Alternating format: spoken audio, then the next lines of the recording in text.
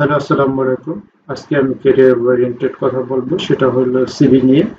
তো সিভি তৈরি করার জন্য আমরা আগের দিনে যেরকম সিভি তৈরি করতাম, উম, যে প্রোফাইল, তারপর নাম টাম দিয়ে একটা মানে ট্র্যাডিশনাল ভাবে যে কম্পিউটার দোকানে গিয়ে সিভি তৈরি করতাম, ওই ধরনের সিভি এখন বর্তমানে ক্লায়েন্টদের কাছে শো করলে ওইটার ব্যাড একটা ইমপ্রেশন হয়, যে ওই ধরনের সিভি এখন বর্তমানে চলে না।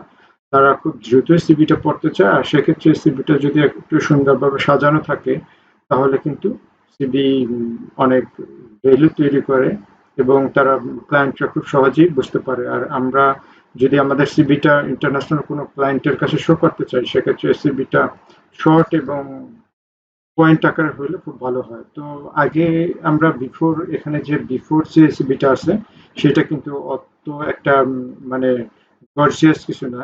এখানে যে ডাটা আছে দুইটার মধ্যে কিন্তু মোটামুটি সিমিলার টাইপেরই ডাটা, কিন্তু এইখানে যে ট্র্যাডিশনাল যে সিভিটা, এটা কিন্তু দেখতে অত একটা সুন্দর না, কিন্তু এপাশে যে সিভিটা আছে এটা কিন্তু দেখতে অনেকটাই, ক্লায়েন্ট দেখার সাথে সাথে কিন্তু এখান থেকে খুব সহজে ২-১ মিনিটের মধ্যেই সে সবকিছু কিন্তু বুঝতে পারবে যে তার স্কিল কোয়ালিফিকেশন কেমন।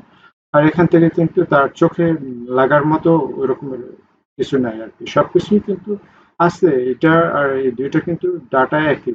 একই লোকের মানে সব ধরনের সিমিলার ডাটা। কিন্তু তারপরেও এই সিভিটা কিন্তু অত চোখে পড়ে না, এবং খুব মানে কমপ্লিকেটেড মনে হয় আরকি এটার তুলনায়। এটা ইজিলি সবকিছু দেখা যায় আরকি। তো এই কম্পিটিশনের যুগে আমাদের সিভিটা যদি একদম নিট অ্যান্ড ক্লিন না হয়, তাহলে কিন্তু প্রথমেই আমি সিভি ক্লায়েন্টের কাছে শো করে কিন্তু আমি ইন্টারভিউতে কল পাওয়ার চান্স খুবই কম থাকবে। আর সেক্ষেত্রে এই ধরনের একটা সিভি তৈরি কর প্রফেশনাল সিভি আমরা কিভাবে তৈরি করতে পারি, সেটা সেটার জন্য এখন বর্তমানে অনেক ধরনের পেইড সফটওয়্যার বা পেইড অনেক ধরনের সার্ভিস আছে। কিন্তু আমরা যদি ক্যানভা দিয়ে এই ধরনের সিভি তৈরি করতে চাই, তাহলে কিন্তু খুব সহজেই আমরা একটা সিভি তৈরি করতে পারবো, এবং ফ্রিতে। এখানে পেইডও আছে, ফ্রিও আছে, কিন্তু আপনি ফ্রিতেই অনেক সুন্দর সিভি তৈরি করতে পারবেন, যেটা একদম প্রফেশনাল মানের। তো আমি অলরেডি কয়েকটা সিভি নিয়ে চেক করছি যে এগুলোর কোয়ালিটি কেমন। আমার কাছে মনে হয়েছে সবগুলো সিভি খুবই সুন্দর ক্যানভাতে, যেটা অন্য অনেক জায়গায় পেইড হিসেবে ইউজ করতে হয়। যেমন আমি একটা সিভি পেইড তৈরি করে রাখছি স্যাম্পল হিসাবে।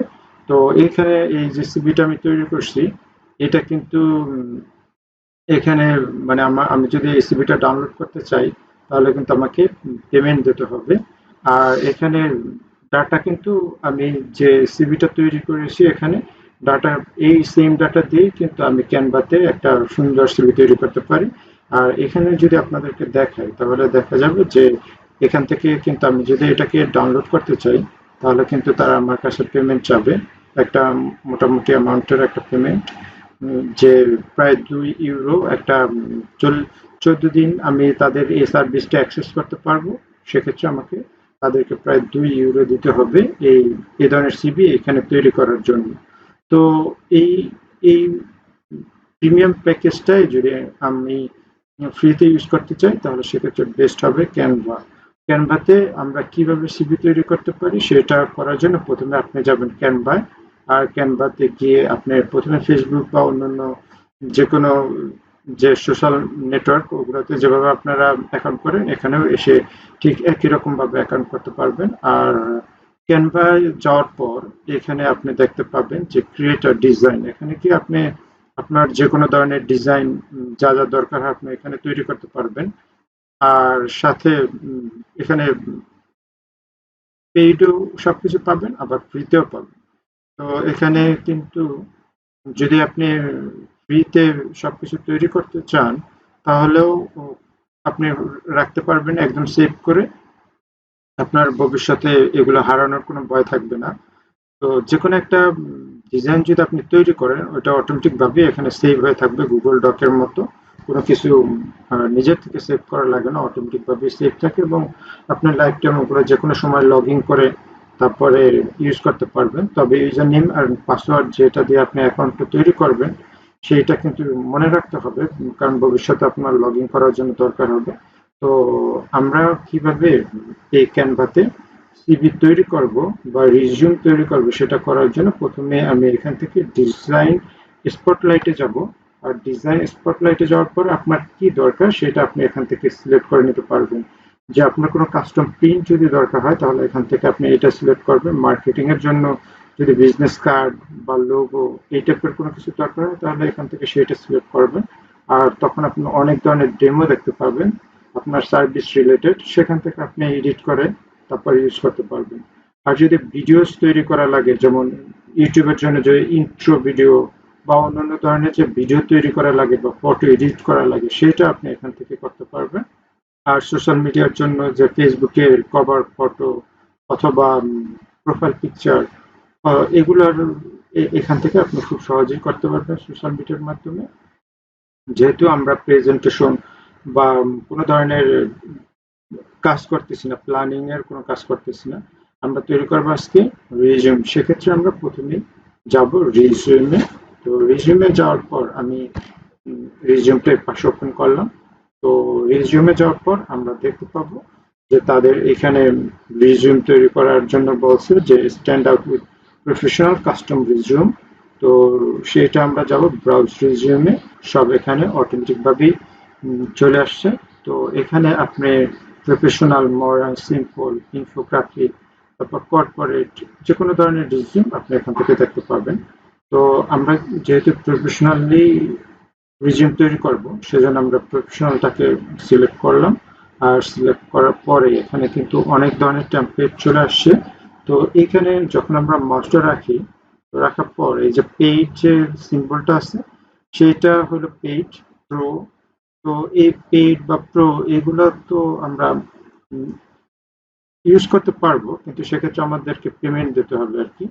আর যদি আমরা এই যে ফ্রি যে ইয়াগুলো আছে, সিভিগুলো, এগুলো কিন্তু আমরা খুব সহজেই ফ্রিতে ইউজ করতে পারবো। এই যে এগুলোর মধ্যে যখন আমি মাউস রাখি তখন কিন্তু পেইড প্রো কোনো কিছু বলতেছে না, তার মানে এগুলো কিন্তু ফ্রি। ঠিক আছে, এটা পেইড, আবার এটা ফ্রি, এটাও ফ্রি। তো এরকম ফ্রিতেই অনেক ইয়া আছে, রিজিউম আছে, যেটা আমরা আমাদের মতো করে এডিট করে নিতে পারি। তো এখানে মাউস রাখার পরে যে টেমপ্লেট গুলোতে দেখা যাচ্ছে যে পেইড একটা লেখা আসে যে পেইড। আর কিছু তো প্রো আছে, যেমন এইটা প্রো, কিন্তু এইটার মধ্যে যখন আমি মাউস রাখি তখন কিন্তু লেখা আসে যে পেইড।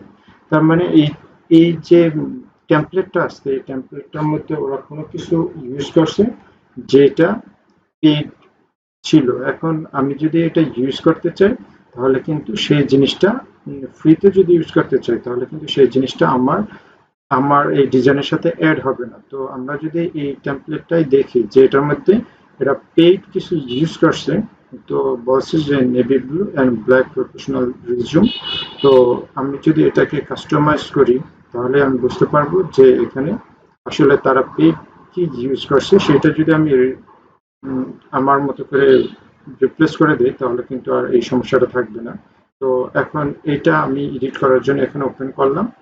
আর এডিট করার জন্য ওপেন করার পরে আমি এখানে শেয়ারে ক্লিক করার পর আমি যাব এখানে ডাউনলোডে। তো ডাউনলোডে গেলে আমি এখানে বুঝতে পারবো যে এখানে তারা আসলে যে do not pay for image, এখানে সম্ভবত লিঙ্কডইন এর কোনো আইকন আছে, যে আইকনটা তারা পেইড একটা আইকন ইউজ করছে। তো সেই আইকনটার জন্য কিন্তু আমি এটা মানে যদি এখানে ইউজ করতে চাই তাহলে কিন্তু আমাকে ডাউনলোড করার সময় ওই আইকনটা কিন্তু আমার তখন আর আমার সাথে মানে যাবে না আমার এই ডাউনলোডের সাথে। এই যে লিঙ্কডইন এর আইকনটা, এটা একটা পেইড আইকন। সেক্ষেত্রে আমি যদি এই আইকনটাকে এখান থেকে ডিলিট করে দিয়ে নতুন করে আমার মতো করে একটা আইকন যদি এখানে আমি অ্যাড করে দিই, যেমন এখানে ছিল লিঙ্কডইন এর আইকন। তো আমি এখানে যাব এলিমেন্টসে। এলিমেন্টসে যাওয়ার পর লিখবো আমি লিঙ্কডইন। তো লিঙ্কডইন লেখার পরে এখানে লিঙ্কডইন এর কিন্তু অনেক আইকন আছে অলরেডি, এগুলো কিন্তু ফ্রি বলা যায়। তো যদি পেইড হয় তাহলে কিন্তু আমি পেইড এখানে ক্লিক করলে দেখতে পারবো যে প্রো লেখা আছে, যে এই যে প্রো। তো যেহেতু এটা পেইড, তো আমি পেইড না, আমি একটা ফ্রি একটা আইকন নেব। তো ফ্রি আইকনের আমি এই আইকনটা চেক করতে পারি। এটা অনেক বড় এবং কালো একটা আইকন। তো আমি যদি এই আইকনটাই নিতে চাই তাহলে আমি এটাকে আরো ছোট করে দেব। ছোট করে এখান থেকে আরো ছোট হবে, যেহেতু এটা ওইটার সাইজের সাথে মিলতে হবে। তারপর আমি এখানে লিঙ্কডইনের সাথে নিয়ে যতটুকু আমার সাইজ দরকার হয় সেটাকে আমি এখান থেকে ম্যাচিং করে তারপর এটার যে বরাবর এটা রাখতে হবে সেখানে রাখলাম। আর এখানে আমি এই আইকনের ব্যাকগ্রাউন্ড কালারটা যদি একটু চেঞ্জ করতে চাই, যেমন এখানে যদি আমি হোয়াইট দিই তাহলে কিন্তু এটার সাথে মিলবে না। টোটাল এরিয়াটার ব্যাকগ্রাউন্ডে ক্লিক করে গেছিল, সেজন্য টোটাল এরিয়ার ব্যাকগ্রাউন্ডটা চেঞ্জ হয়ে গেছিল। আসলে আমাকে ক্লিক করতে হবে এই যে অপশনটা আছে লিঙ্কডইনে সেটার মধ্যে। তো লিঙ্কডইনের আইকনটার মধ্যে যখন সিলেক্টেড থাকবে তখন যদি আমি এই ব্যাকগ্রাউন্ডটা চেঞ্জ করি তাহলে তাহলে কিন্তু এই যে লিঙ্কডইনের ব্যাকগ্রাউন্ডটাই চেঞ্জ হবে। তো আমার দরকার হলো লিঙ্কডইনের ব্যাকগ্রাউন্ডটা চেঞ্জ করা। তো আমি এখান থেকে ব্যাকগ্রাউন্ডটা চেঞ্জ করে দিলাম। এরকম একটা গ্রে টাইপের ব্যাকগ্রাউন্ড রাখলাম এবং এটা কিন্তু আমি একদম ফ্রিতেই পুরো লিঙ্কডইনের আইকনটা এখানে সেট করলাম। তো এখন যদি আমি এখানে ডাউনলোডে যাই তো দেখা যাবে যে এইটা কিন্তু আমার আর তখন কোনো পেইড কোনো কিছু আছে কিনা আমি সেটা দেখতে পারবো।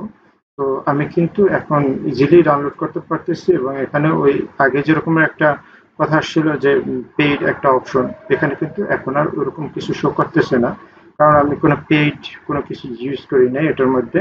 আর আপনারা এভাবে সবকিছু এখান থেকে ফ্রিতেই ব্যবহার করতে পারবেন। এখানে এই যে ইমেজটা যদি আপনি চেঞ্জ করতে চান সেক্ষেত্রে আপনাকে যেতে হবে আপলোডসে।